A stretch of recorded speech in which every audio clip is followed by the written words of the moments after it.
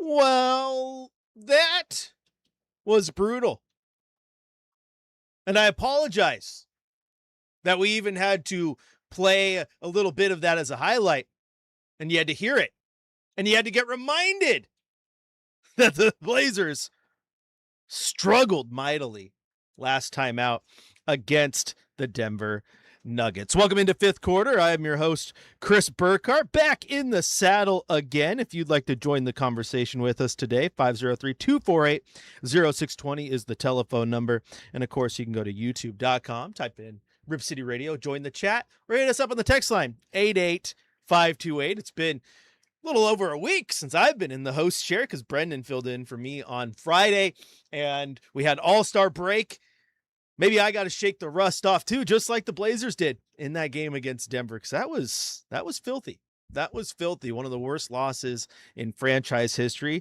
And hopefully you bounce back, because you got a game tonight against a Phoenix team that is right there battling with you in the standings, and they're ahead of you.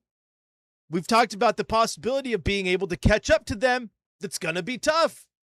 But then they got the injury news of Dillon Brooks breaking his hand. Now, can the Blazers take advantage of that, get some victories? We shall see. But before we start looking at what tonight's opponent offers, we got to look back, I do apologize, at that Denver Nugget game one final time. It's time for the Rip City Rewind.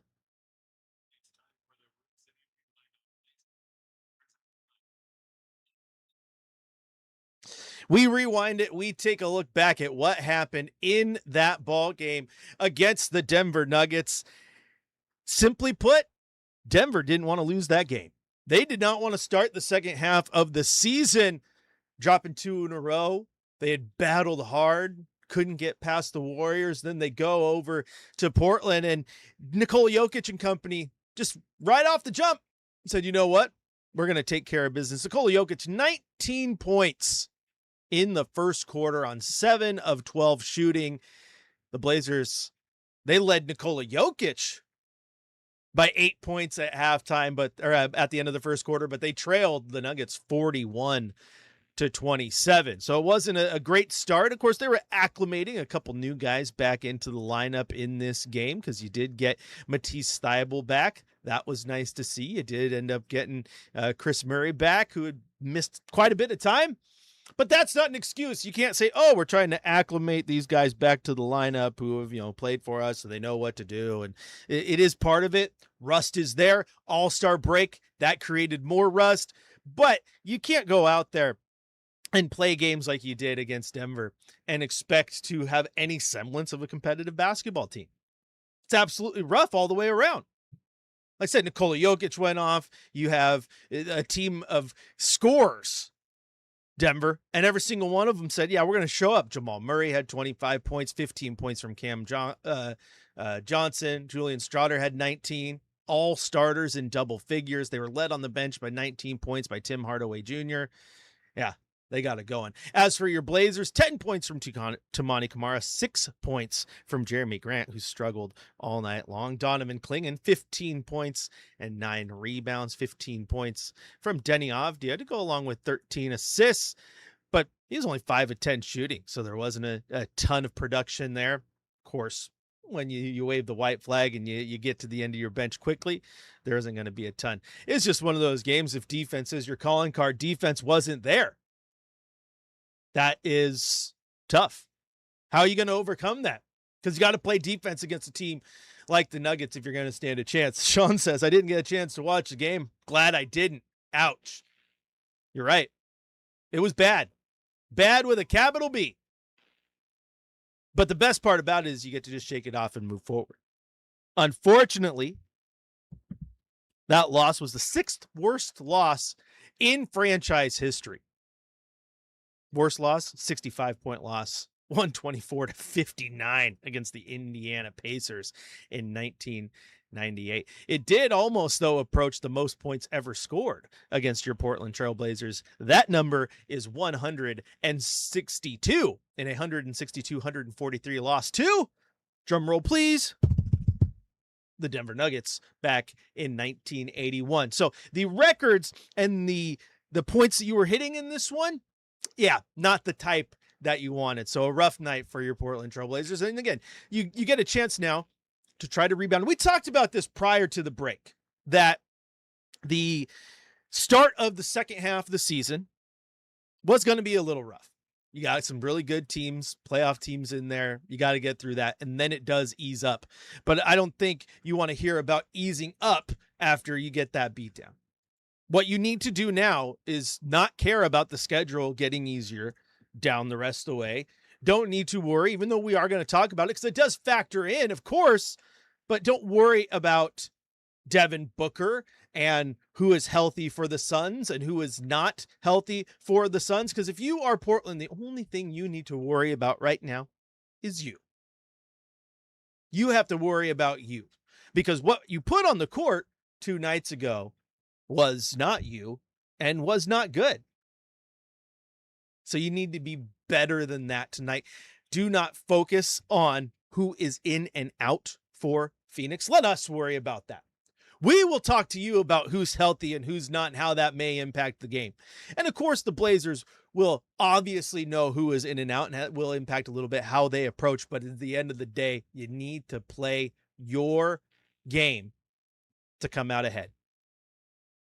That game against Denver, they were dominated down low, points in the paint in favor of Denver, 54-28. Second chance points, 18-7 in favor of Denver. Fast break points, 18-10 in favor of Denver. Bench points, 55-38 in favor of Denver.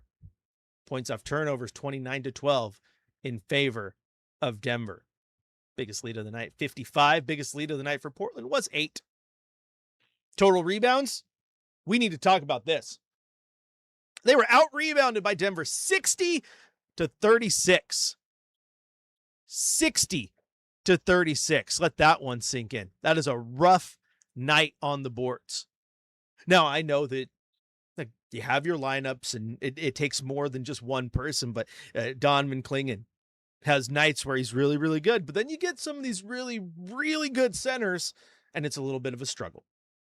Need to get more from him, but you can't rely either on Jeremy Grant to go out there and get 6 points. He's supposed to be a prolific scorer. Don't play timid. 3 of 6 shooting. There was just a lot in this game that was weird. Absolutely weird. Oh, Sergeant Slaughter had me thinking we had a shot. Love that guy. Okay. First off, thank you for that comment, Fritz. And I think I told Michael Shacker one time, we need to change the game day intro. We've already put some work in, got a couple new segments coming up today. Want to refine this thing, make it clean. But I think we do need to get, like, Sergeant Slaughter's theme song should be the intro every single time Brendan does host. Sergeant Slaughter. Now here's the deal. Brendan did fill in for game day, and I'm sure he probably told you Portland had a chance. And I probably would have argued the same thing. You're coming in, you're healthy, you got the break. Hopefully Denny's back, feels better. Granted, now he is, up in the air because it seems to re-aggravate it. But you're getting Matisse Thybulle back, you're getting Chris Murray back. You're pretty healthy. Outside of Shaedon Sharpe, I probably would have been overly optimistic going into that game as well. That's what happened, though. They just got throttled. They got punched in the mouth. Coach Thiago talks about that. Sometimes you just get hit hard. They got hit real hard. Now you rinse that off. You take a shower. You cleanse the palate. And you go against the Phoenix team that you need to take advantage of. And you need a victory because it helps you a lot in the standings. Which, here's the thing.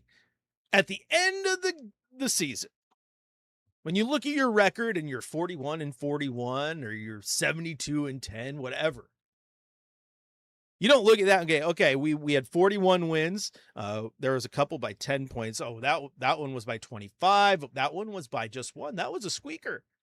Losses, same thing. No, all that matters is the win-loss. The ugly wins, the ugly losses, we talk about them in the moment. But in this game of basketball, you get a chance to rinse, clean off, go out there, and do a better job. Tonight in Phoenix, the true second half for the Blazers starts. What I mean by true second half is because that game against Denver did not feel like the Portland Trailblazers that we've watched this year. Win or lose, didn't feel like it. Tonight, you need to make a statement. Go back to what I said a second ago. Don't worry about the Suns. Worry about the Portland Trailblazers. This is Blazers Game Day. I'm your host, Chris Burkhardt. We're going to take a quick break here. When we come back, we're going to head to the coach's corner here from head coach Tiago Splitter. And after that game, we're also going to look at this Suns team. They've been impacted by some injuries, maybe more so than people think, and continue to get you ready for Blazers Suns here on your home of the Blazers, Rip City Radio, 620.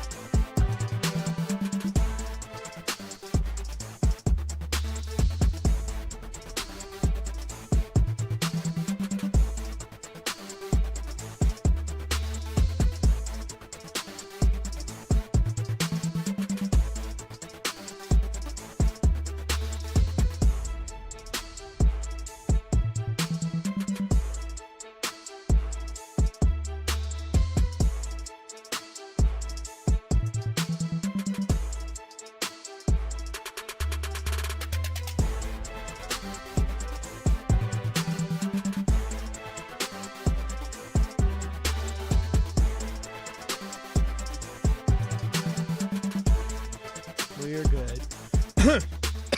Sorry, we're back for YouTube just for a second. Yeah, we'll talk about that. They go get beat by the Warriors. Despite the fact that I messed up and said Warriors earlier, obviously meant Clippers. You guys are with me. Talked about the game that started the second half for them. But the Warriors confused me there because the Warriors came out and got a win tonight too. So I don't even know what to think. The NBA is crazy, ain't it? You could win one night, lose the next against a team that you shouldn't, or vice versa. So that's why you just rinse the slate, right? You just come back in against Phoenix tonight and just be ready to go. Play your game, and I think you'll be good. And we'll talk about it a little more when we get back on the show. But I just had to come and correct myself for my loyal YouTubers. Idiot over here mentioned the Warriors. Off by a game there, Burkhardt. It's my first game in the second half too, right? Can I use that as an excuse? The answer is no. I can't.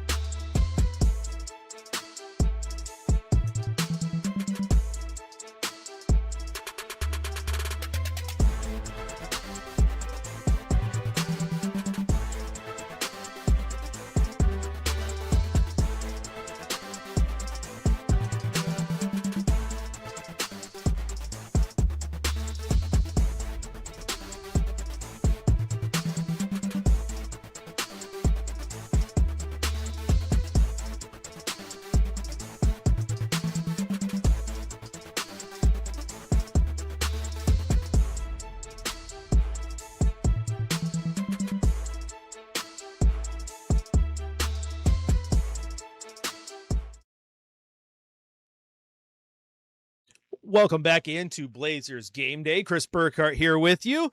We are getting you ready for Trailblazers taking on the Phoenix Suns tonight down in Arizona. A little quick road trip before they come back home as the schedule kind of wibbles and wobbles for the first few games here before you kind of get into a groove, whether that be home games or away games. Obviously, Portland did lose to Denver over the weekend, and then now you got one more weekend game. Friday counts as the weekend, by the way, against the Suns. Then you come home, you have Minnesota, and then, like I said, then you start to get in your groove. 5-game road trip, 3-game homestand, back on the road for 5, back home for a chunk. Little no more of this 1-1. And as some of our YouTube chatters were pointing out, Denver goes out and they throttle Portland. They lost to the Clippers to start the second half. I apologize for saying Warriors either. Started to get my team wires crossed. But they lost to the Clippers in a tight game. Then they come and demolish the Trailblazers. And then you see a Warriors team that the Portland Trailblazers won the season series against. They go out and beat Denver today, 128-117. So the NBA is a crazy thing, which points to my earlier comment about you clean the slate and you focus on tonight's game. And while, yes, you focus on the Suns, you also focus on the Trailblazers. What can the Trailblazers do to get back to, good basketball? Because what you saw on Friday was not it. Now, before we fully move on from what happened, I want to hear from head coach Tiago Splitter, hear what he said after that game. It is time for the Coach's Corner. With Tiago Splitter on Blazers Game Day, presented by Coors Light. Choose chill, Portland. I think the Nuggets had a sense of urgency to win this game. They lost last night, I think 2 and 3 last 5 games, and we came off the break and was just not ready. That first quarter was, I think, an example of the game. The first and second quarter where Jokic scored 19 points in the first quarter or something like that. And just set the tone for the whole team, and we were not ready. I think we're going to bounce back off this. Go to Phoenix, bounce back, same way they did. Lost last night, came here with that sense of urgency to win and do the right things. Effort on defense, talk, communicate. Put your head down when you make a mistake and not run back. Forget your matchup. So all those little things are important in basketball games, and we were not there tonight. How do you create that sense of urgency? I wish I knew exactly what button to push every day. I think every day is different. Sometimes you get punched in the face, then you react. Sometimes you talk before the game, they react. Tonight, couldn't do it for some reason. What was the message after this one? I think everybody got to look at inside yourself and how can we, be ready those moments. Stay together. I mean, we all got to do this together. There's no individual that's going to take us and do it by itself. So we're going to stay together, defensively, offensively. That's it. Some of those, the transition defense, but you talked about the not matching up right. Do you think some of that is guys that haven't played a lot together this season, or do you not really think that was could be?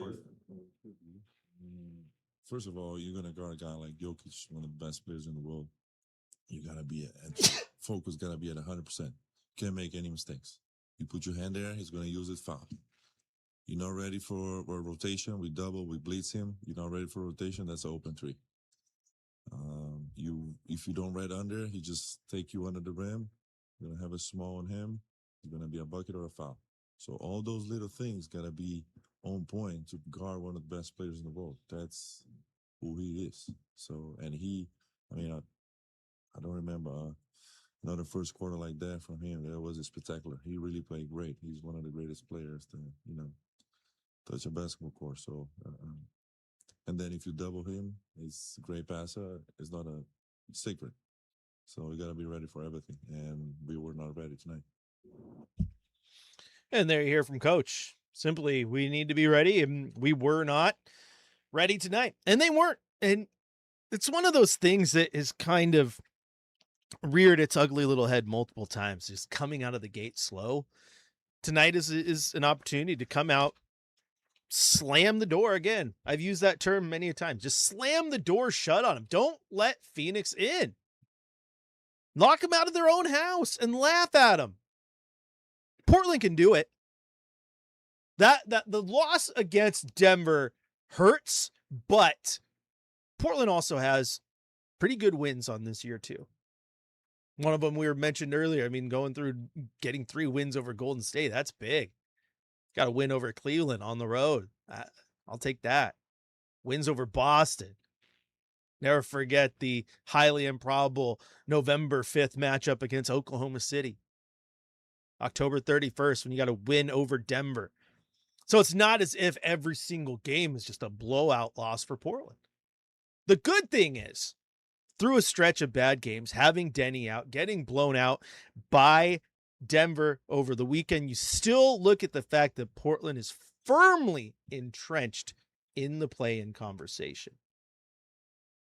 Dallas falling apart, 7 games behind. Memphis 5 games behind. We'll see how those tanking teams do. Portland, like when people go, now it might just be time to tank if you're the Blazers. Why?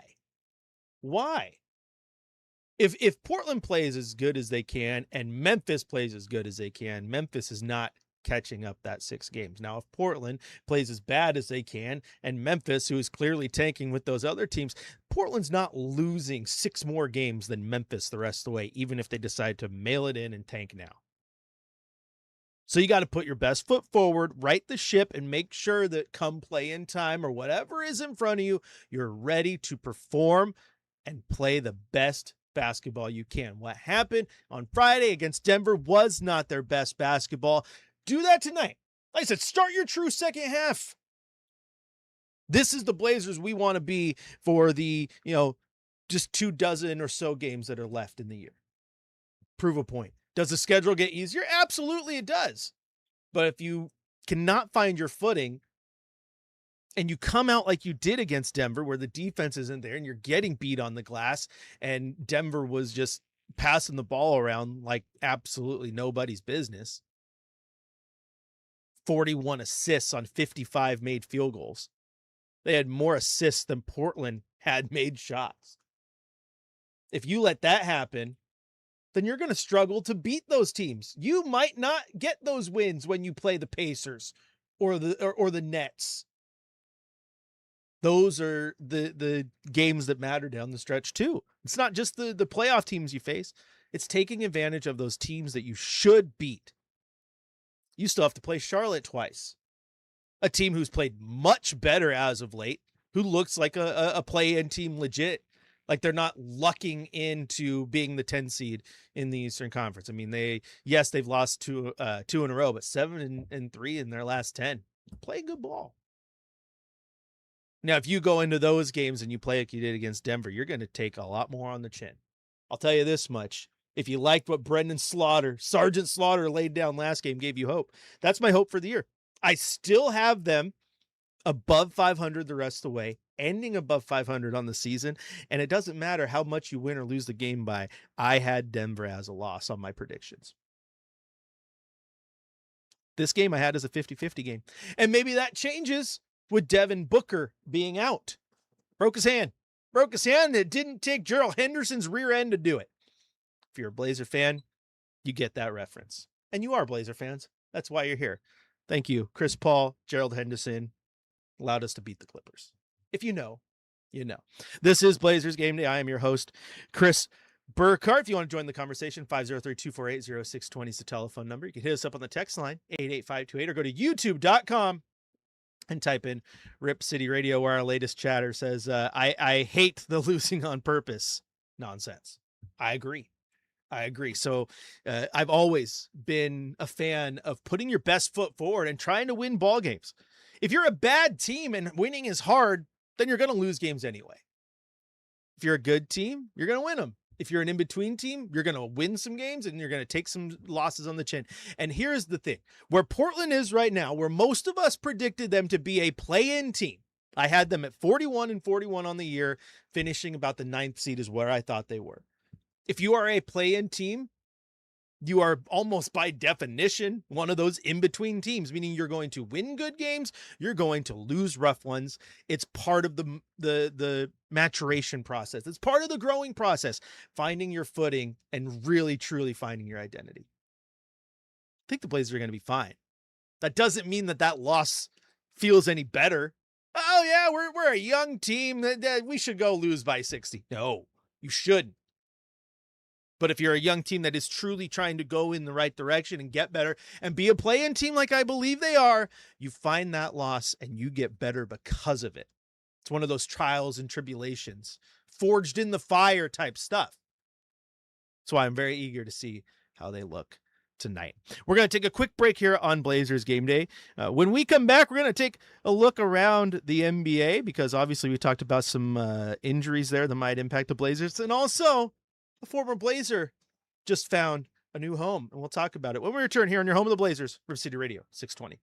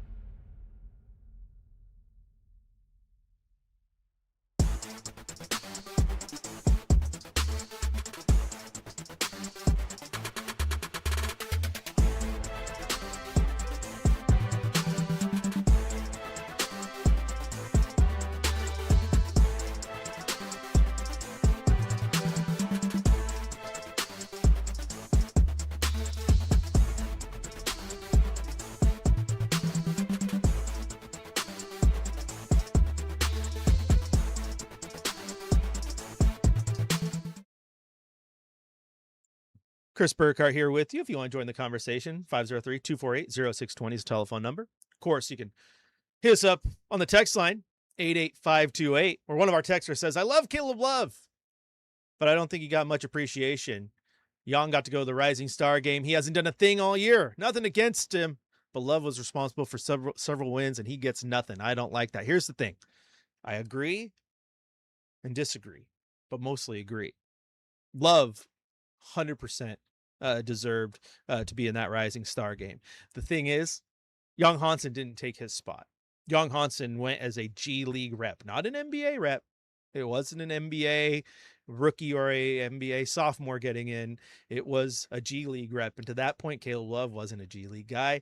Meanwhile, Young Hansen had played about half of the Rip City Remixes games to that point, and statistically was a pretty good center at the G League level. I think he was one of the few that was like top 5 in points, rebounds, and assists. And so he deserved some sort of showing for the G League. You could argue that there was other G League centers that may have been a little more deserving. However, obviously money talks. And in this case, money is viewership.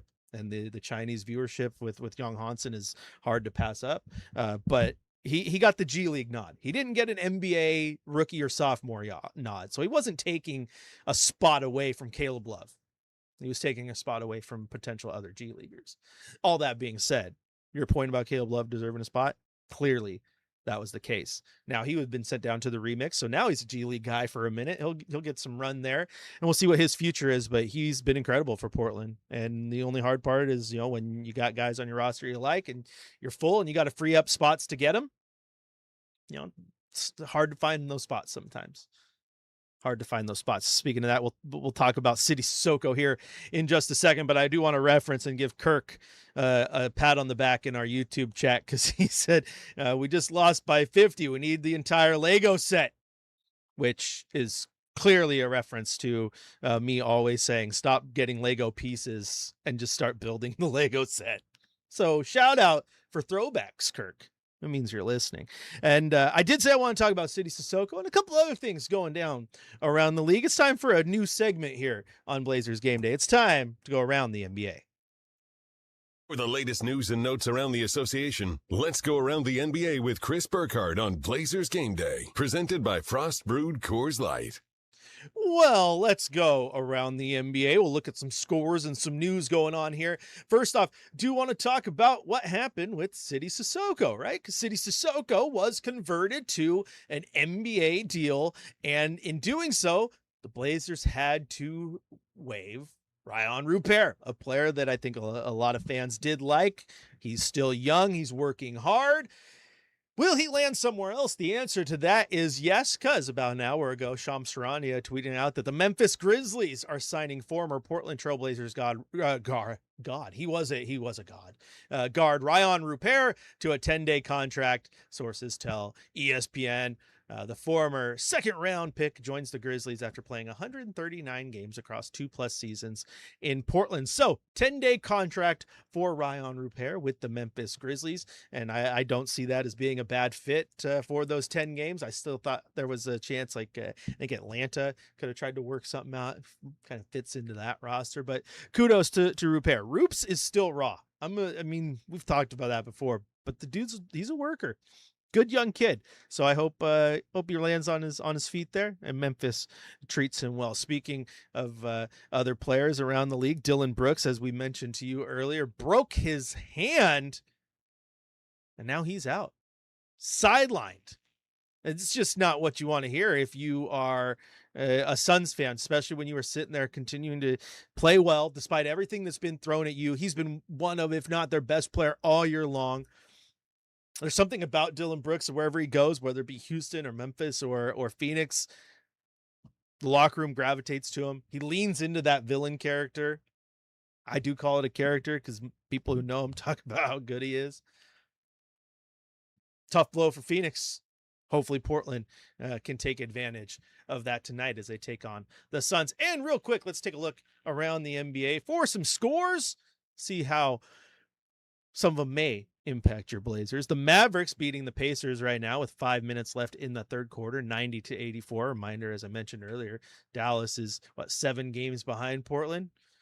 I don't think they're catching up. No need to worry there. The Hornets have a 38-37 lead over the Wizards. Celtics currently trail 4-0 with 10.5 left in the first quarter. Those are the only games going on right now. A couple final scores. Oklahoma City beats Cleveland 121-113. The Hawks over the Nets. The Raptors over the Bucks.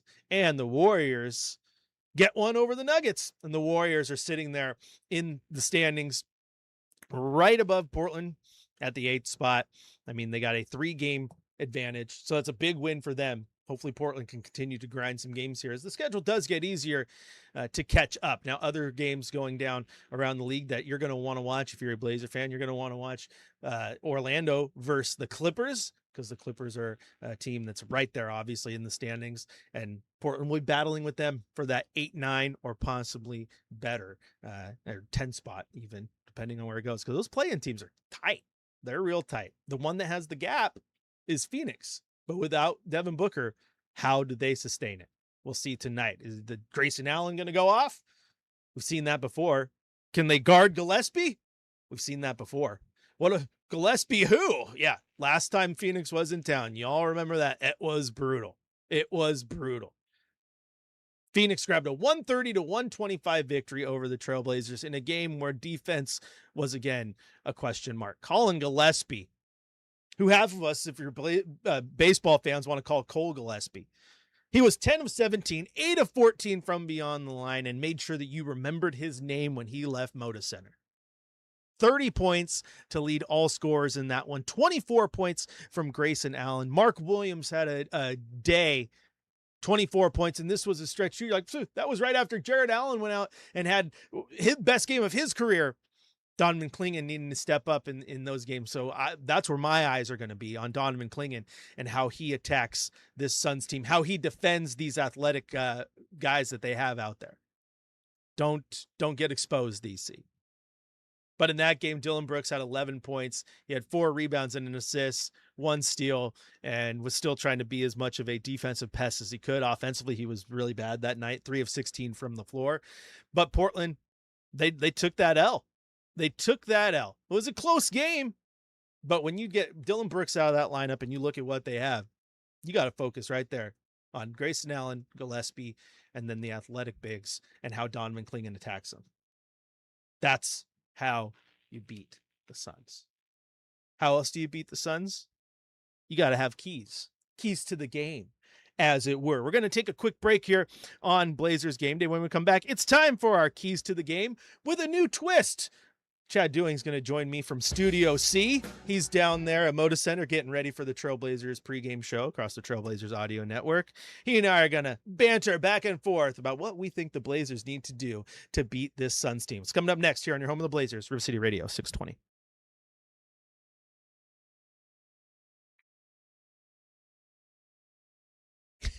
Fritz, it might be the Pilots. The marquee win over Gonzaga. I mean, let's go.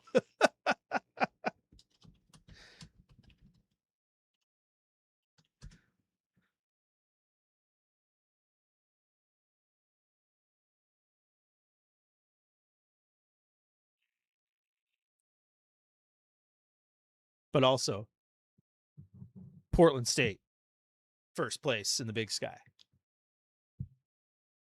All right, I'm going to take a break here, guys. We are back. Got to go talk to Chad. Make sure we're all locked in.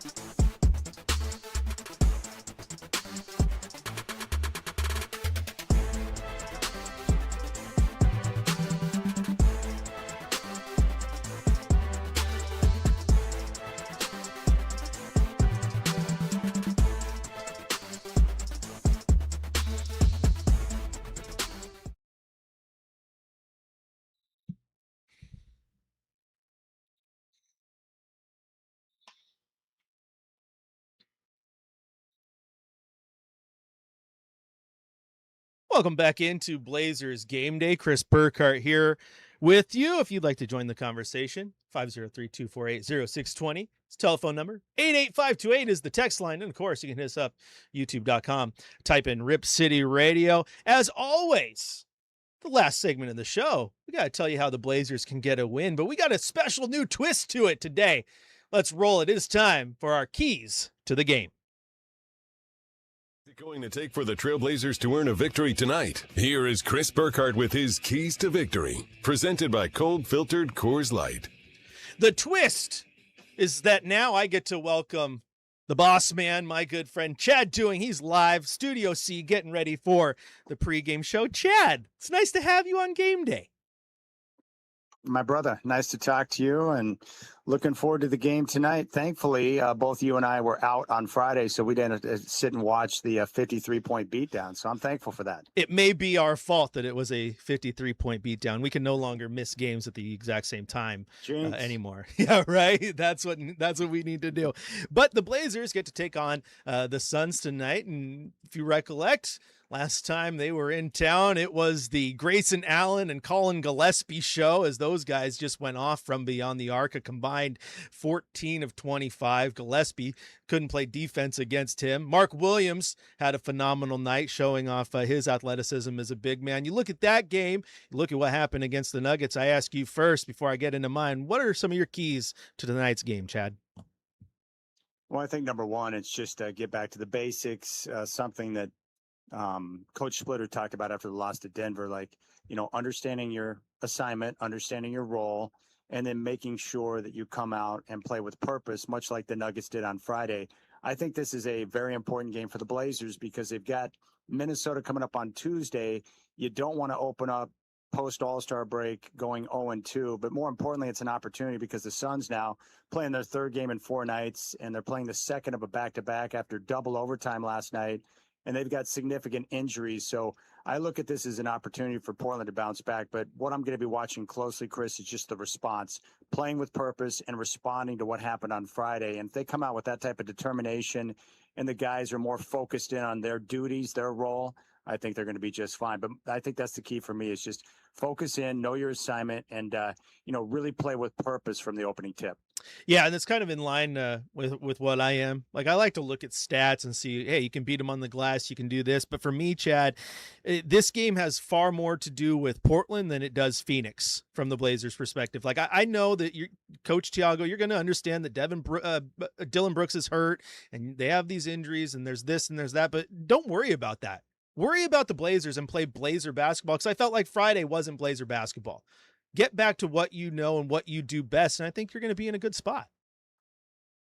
Yeah, I think so. My other, technically in regards to the game, I'm concerned or I want to see how Donovan Clingan responds. Mm-hmm. He had those back-to-back games where he got lit up by Cleveland and then Mark Williams with Phoenix. We'll see what the drop coverage looks like tonight, and I want to see Clingan respond and have a better effort tonight against Williams, because he really got lit up in those back-to-back games. So I think it's going to be a good personal test for Clingan and how the Blazers respond with the drop coverage. But the other thing I would look at, too, is I expect Vit Krejci to get on the floor more with the starters because of the gravity that he brings to the floor and the way he can, add some spacing with his three-point shooting. And that should create some opportunities for guys like Scoot and Denny to be able to, attack the paint and create opportunities for their teammates. So I'm excited about what Krejci can do as they continue to utilize him, but also more than just with that second unit being on the floor at times through stretches with the starters. I think he can add a lot to that with his three-point shooting. Yeah, and then we'll get an update on Denny, obviously, as we get closer to game time. Sean Hyken down in Phoenix, he's reporting that Denny will be going through his pregame warm-ups before deciding if he plays or not. That back continuing to flare up, and that's one thing Blazers can't have right now, is more injuries as the team does start to get healthy. But you're spot on with Donovan Clingan. The big athletic bigs tend to expose him a little bit just because he's not quick, and expose is a rough word because it's not as if he's bad, but he just doesn't have that lateral quickness sometimes to get it in front of those guys, or even the speed to get back down the court.